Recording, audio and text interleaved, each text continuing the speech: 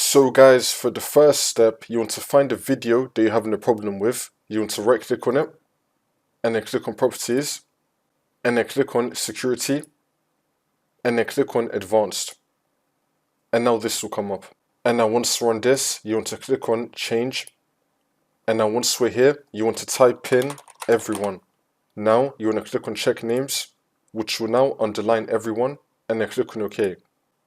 The owner should now be everyone. And now you want to click on add, and then click on select a principal.